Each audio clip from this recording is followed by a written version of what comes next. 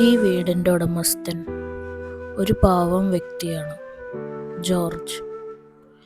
ഇയാൾ എന്നും രാവിലെ ഇയാളുടെ വീടിൻ്റെ തൊട്ടപ്പുറത്തുള്ള ഒരു പുഴയിൽ കുളിക്കാൻ പോകും. അങ്ങനെ ഒരു ദിവസം കുളിച്ചു കഴിഞ്ഞിട്ട് തിരിച്ചു വരുമ്പോൾ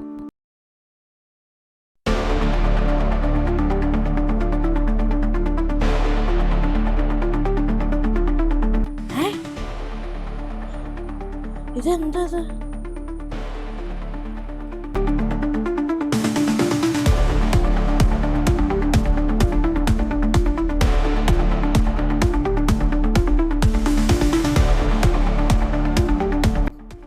ആ പുസ്തകം ഏലിയന്മാരുടേതായിരുന്നു.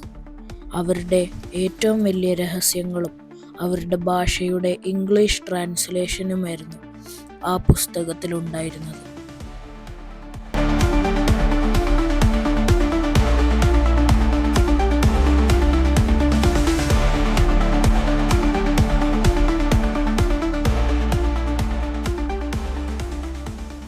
അങ്ങനെ ആ ദിവസം രാത്രി ഏലിയന്മാരുടെ പുസ്തകം കാണാതെ പോയെന്ന് അവരറിഞ്ഞപ്പോൾ അതിനെ ട്രാക്ക് ചെയ്ത് അവർ ജോർജിൻ്റെ വീട്ടിലെത്തി.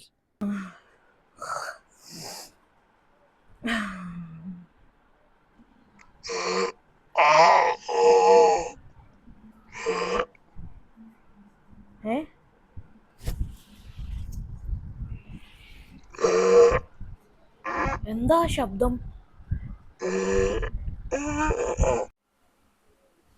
എന്നാലും ഈ ശബ്ദം എവിടുന്ന?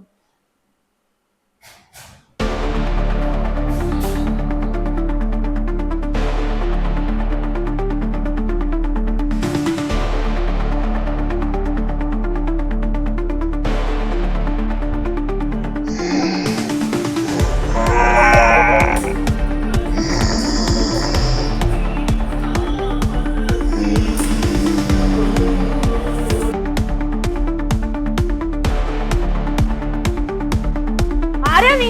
എന്റെ വീട്ടിൽ നിന്ന് ഇറങ്ങി പോടാ.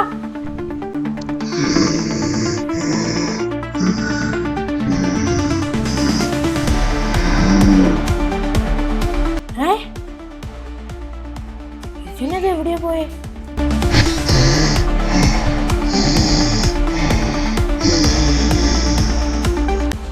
അതെന്റെ ബുക്കാ. അതെന്തിനാ നീ എടുക്കണേ?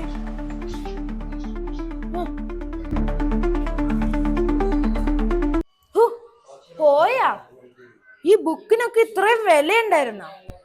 പിറ്റേ ദിവസം രാവിലെ ജോർജ് അതേ പുഴയിൽ കുളിക്കാൻ പോവുകയായിരുന്നു.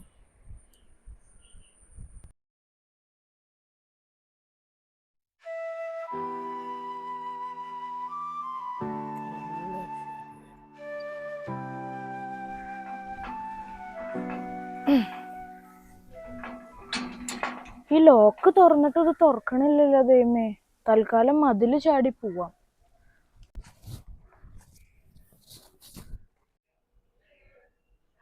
അത്രയും വലിയ മതിൽ എനിക്ക് ചാടാൻ പറ്റുമെന്ന് തോന്നണില്ല. പക്ഷെ ആ ഗേറ്റ് എന്താ എനിക്ക് തുറക്കാൻ പറ്റാത്തേ? ഈ വീട്ടിൽ എന്തോ ഒരു പ്രശ്നം നടക്കുന്നുണ്ട്, അത് ഉറപ്പാ.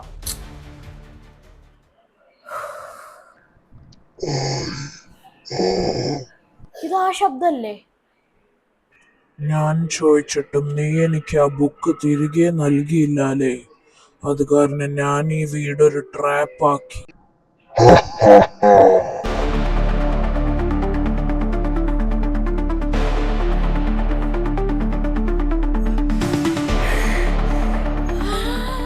ആ ദിവസം രാത്രി ഏലിയന്റെ പുസ്തകം ജോർജ് തിരികെ നൽകാത്തത് കാരണം ഈ വീടിനെ ഒരു ഈച്ചയ്ക്ക് പോലും പുറത്തിറങ്ങാൻ പറ്റാത്ത ഒരു ട്രാപ്പാക്കി മാറ്റി. അത് കാരണം ജോർജിന് ഒരിക്കലും ഗേറ്റിന്റെ പുറത്തിറങ്ങാൻ പറ്റില്ല.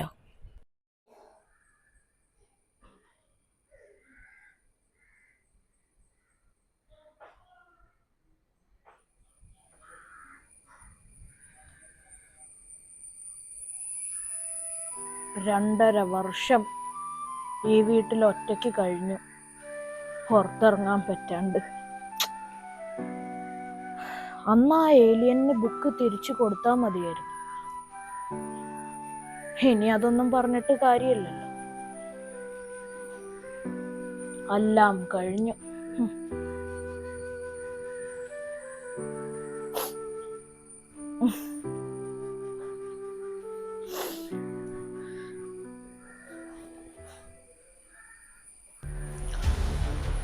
ഏ?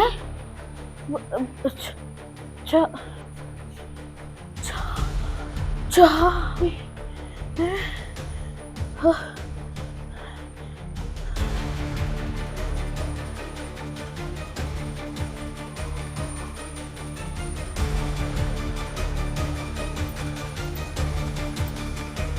ചാവി.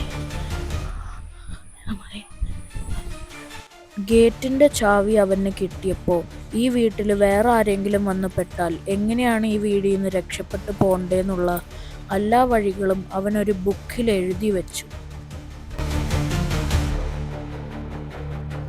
ഈ വീടിൽ നിന്ന് പുറത്തിറങ്ങാനുള്ള വഴി അവൻ ആ അലമാരിയിൽ ഭദ്രമായി സൂക്ഷിച്ച് അവിടെ വെച്ചു.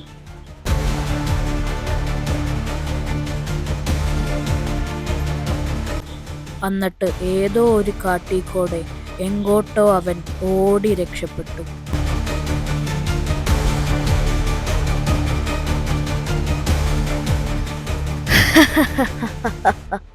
പക്ഷെ അവൻ ഒരു കാര്യം മാത്രം മറന്നു.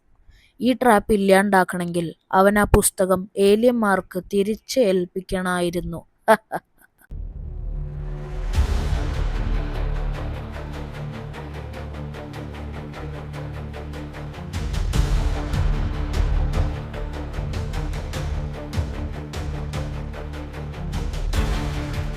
അങ്ങനെ ഈ ട്രാപ്പ് വീണ്ടും തുടർന്നു.